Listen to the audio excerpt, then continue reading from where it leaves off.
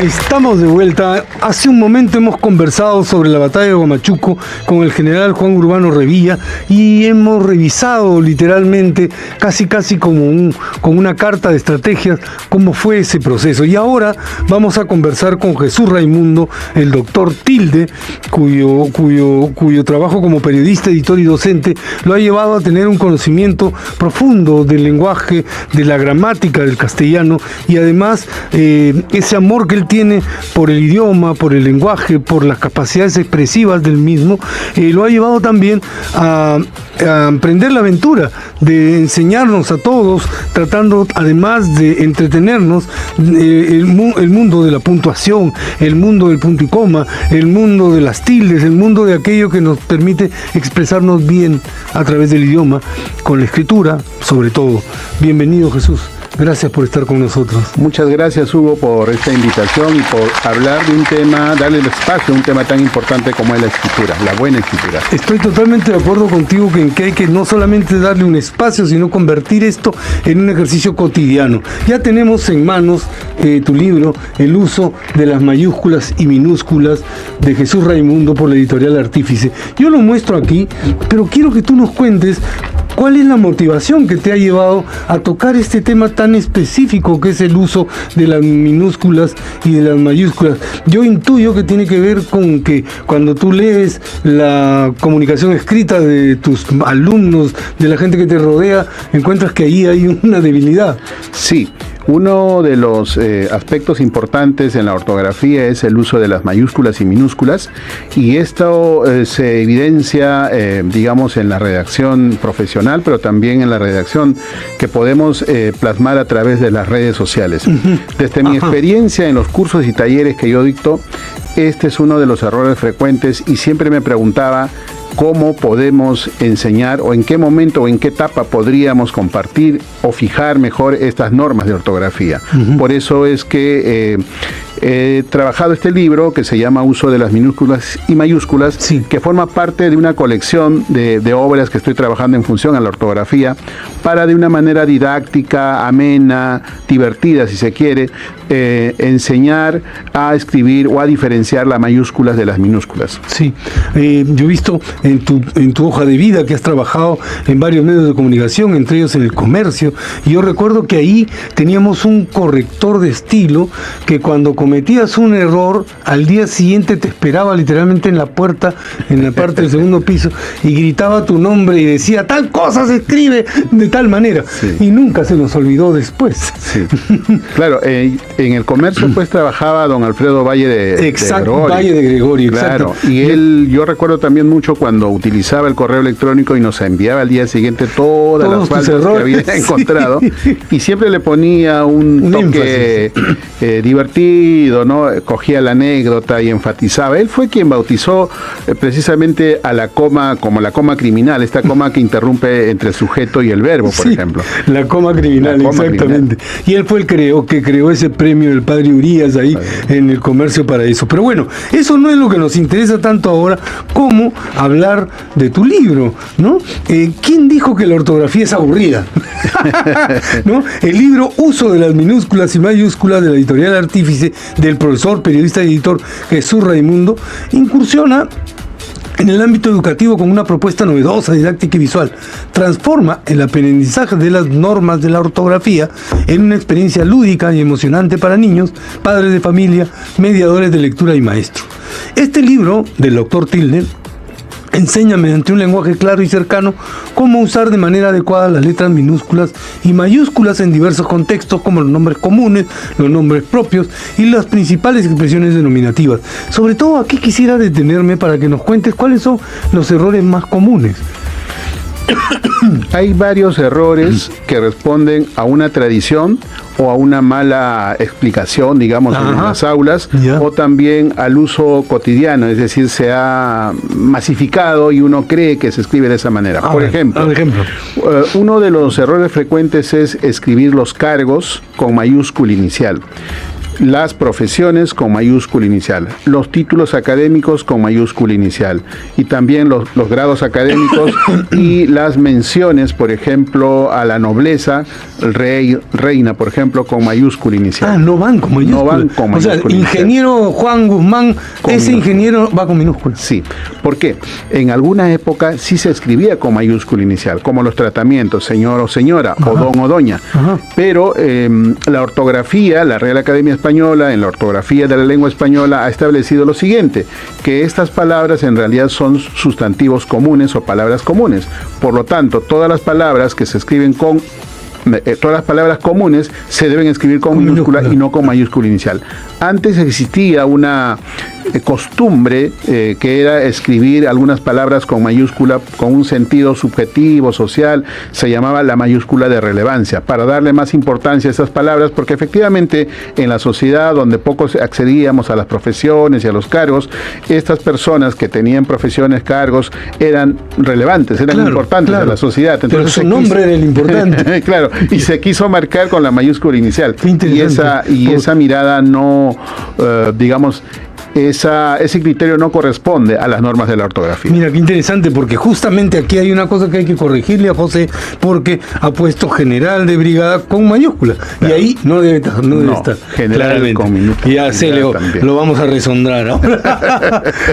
Jesús, qué interesante lo que nos estás contando, y entonces, ¿cómo hacemos para que la letra sin sangre entre? Sí, hay que leer, hay que tener un encuentro natural con la lectura desde los primeros años, empezar a leer desde la casa, desde nuestro hogar, con los padres, con los hermanos mayores, y luego tener ese gusto por la lectura en las aulas, en la educación básica regular, en inicial, primaria.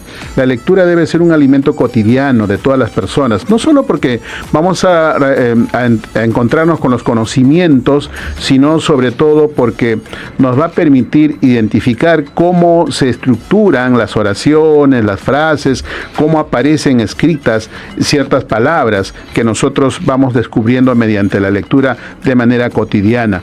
Además, la lectura nos permite imaginar, nos permite viajar, nos permite realizar la sinapsis, ¿no? Vamos intercalando, relacionando las ideas, los pensamientos, y también apostamos un poco más al pensamiento crítico que tanta falta nos hace en estos tiempos. Pero claro que sí, eso que estás mencionando tú es clave. Ahora, vamos a ensayar una recomendación a los padres de familia que tienen hijos en edad escolar, muy jóvenes y que nos escuchan.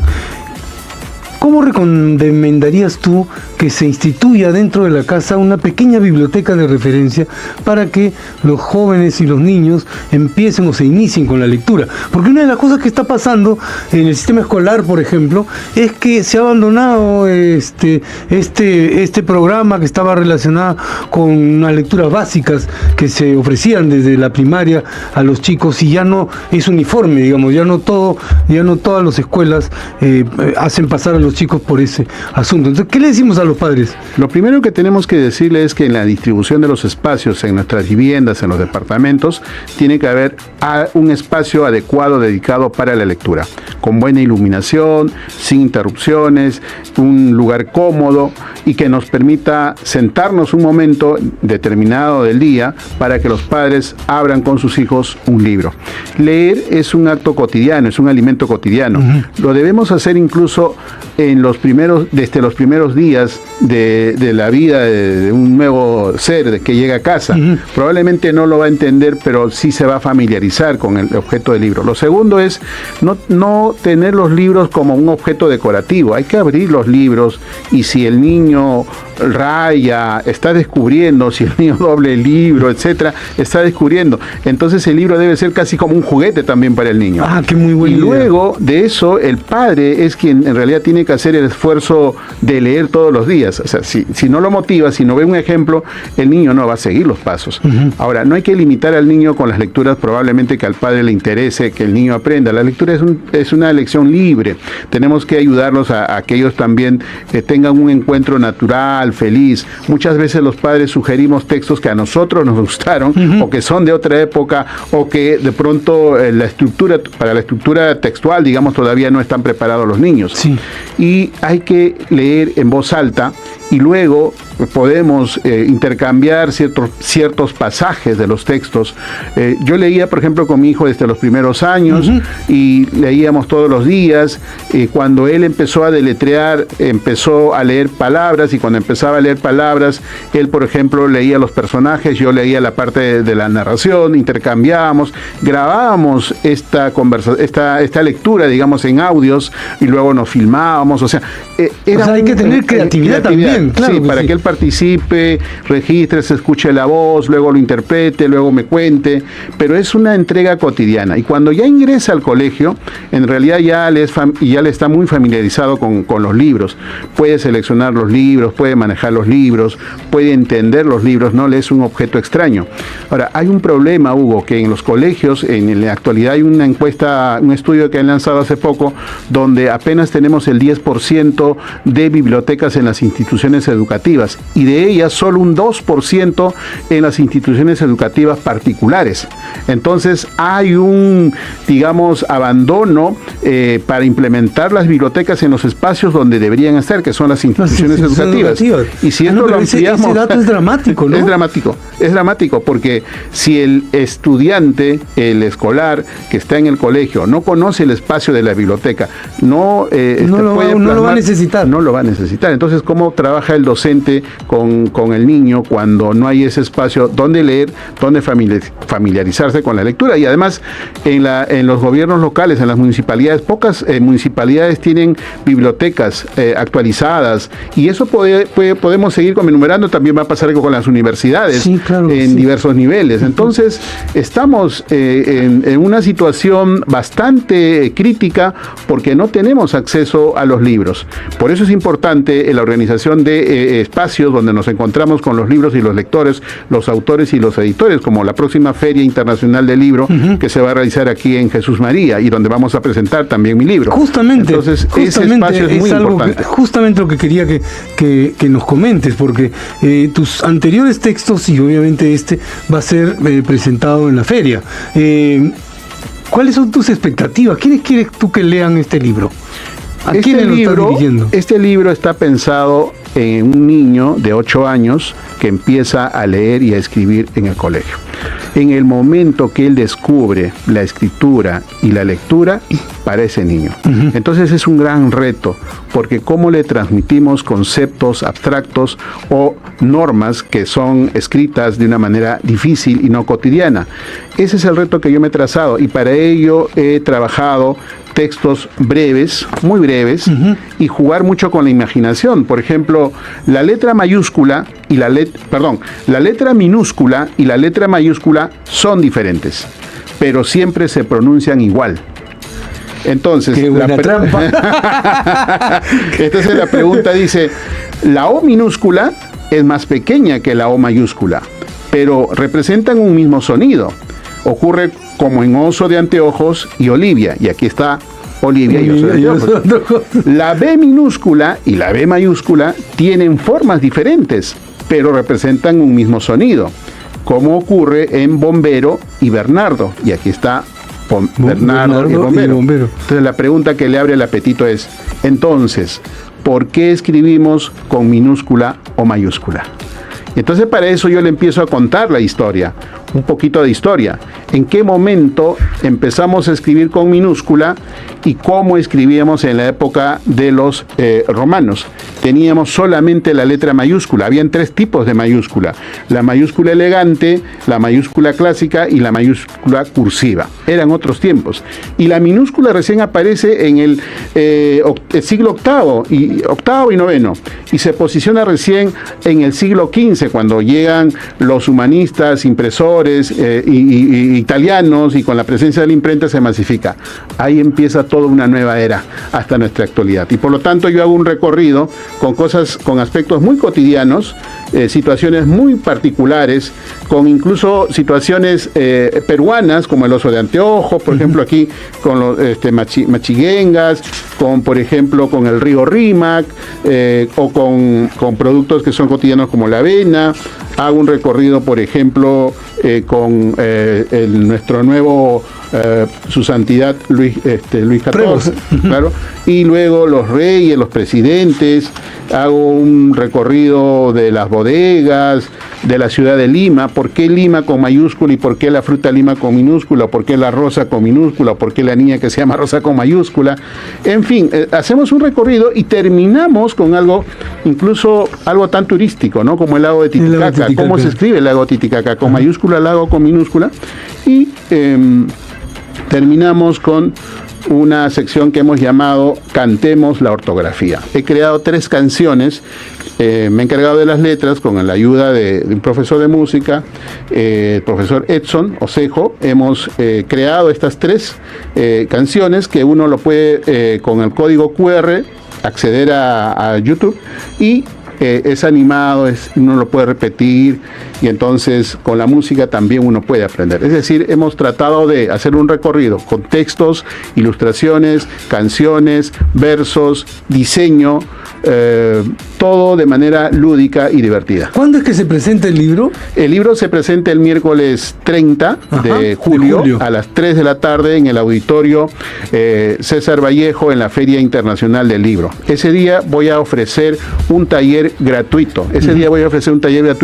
Y además voy a estar con el profesor Edson, donde vamos a interpretar en vivo las canciones. Entonces nos vamos a divertir los niños, los adultos, los padres de familia, los mediadores, y vamos a compartir sobre todo el gusto por la escritura. Probablemente el tiempo que tengamos sea corto, pero creo que si reflexionamos, si empezamos a tomar en serio las mayúsculas y las minúsculas, es decir, la escritura, vamos a empezar un nuevo camino. Con este libro estoy recorriendo diversas ferias, estoy realizando también talleres gratuitos de manera remota, de manera virtual. He estado en la feria de Ica, he estado en la feria de Huancayo y después de la feria de Lima, de la Feria Internacional de la Lima, la FILIMA, vuelvo otra vez a Huancayo y espero recorrer gran parte del Perú. Así sea. Mira, todavía nos quedan unos minutos y quiero hacerte una pregunta un poco más compleja, ¿no? El lenguaje, y el castellano en particular, tiene unas normas gramaticales, ¿no es cierto? Y en un país que como el nuestro está más bien bordeando la anomia, donde la juventud cada vez quiere obedecer menos normas y formas, la enseñanza de la ortografía se hace más compleja. ¿El recurso del entretenimiento es imprescindible o hay otras calles, otras avenidas para poder ejercer esa docencia? En esos tiempos es más difícil, sobre todo porque no reflexionamos sobre la importancia de la escritura, de la importancia de la ortografía. La ortografía es como la ropa que nosotros con la que nos vestimos. La ortografía es lo primero que se ve en un texto. La ortografía, los signos de puntuación, mayúscula y minúscula, es lo primero que se lee. Además, garantiza la claridad de un mensaje. Ajá. Según cómo nosotros hemos puntuado, estamos mencionando un mensaje bajo ese criterio y el lector puede leer de una manera distinta. ¿Y dónde corre mayor riesgo? Con la presencia de la inteligencia artificial, porque no es que sea un enemigo de la escritura, al contrario, si lo usamos de manera ética y lo sabemos usar estratégicamente, la IA se convierte en una herramienta, en un aliado para lo que sabemos usar. Claro que sí. Pero yo me he encontrado con casos donde los jóvenes le encargan a la IA escribir un texto cuando están en la etapa en la que deben aprender a escribir. Entonces están perdiendo están perdiendo quienes ejercemos la docencia sabemos que ese es un problema serio. Pero no se puede luchar contra una potencia tecnológica y reflexiva como es la inteligencia artificial, pero también hay que ser conscientes que no el uso indiscriminado y muy temprano puede evitar un aprendizaje importante de la puntuación y de la ortografía en nuestro lenguaje. Y entonces la respuesta sería: no solo depende del docente, depende del padre de familia, depende obviamente del docente, depende del hogar, depende de las instituciones educativas en diversos niveles, pero también depende de la sociedad, depende de las empresas, depende de las organizaciones, depende del Estado, depende en realidad de todo, porque la escritura revela el nivel de cultura de una sociedad o de un país. Es un trabajo que nos debe comprometer a todos. Todos deberíamos estar muy comprometidos con esto, con la escritura, con la redacción. No solo es un conjunto de normas, sino es para comprender mejor los textos, pero también para comunicar mejor. Yo siempre digo lo siguiente, quien sabe escribir piensa claro, o quien piensa claro sabe escribir, pero la escritura también nos une. Sí, no estaríamos verdad. discutiendo temas que probablemente hoy nos dividen porque sabemos comunicar, o porque sabemos plantear las ideas, o porque sabemos argumentar, o porque sabemos comunicar. La comunicación es clave en estos tiempos. Sí. Entonces, la escritura forma parte de esa, digamos, es una gran herramienta para lograr una buena comunicación. Sí, es un asunto transversal. Bueno, querido Jesús, ha sido un gusto conversar contigo. Yo quiero que repitas la invitación a la presentación de el uso de las minúsculas y mayúsculas de tu autoría, para que no solamente yo, sino otras personas de nuestro país estén escuchándote y ayudándote en esa presentación. Muchísimas gracias. Los esperamos el día miércoles 30 de julio a las 3 de la tarde en la Feria Internacional del Libro en el Auditorio César Vallejo. Ahí presentaré mi libro Uso de las minúsculas y mayúsculas. Un libro que se anima, que propone compartir las normas de la ortografía a los niños, pero también a los mediadores, a los padres de familia, a todos quienes deseen dominar las normas de las mayúsculas y minúsculas. Compartiré un taller gratuito y además canciones muy divertidas que forman parte del libro en vivo. Perfecto.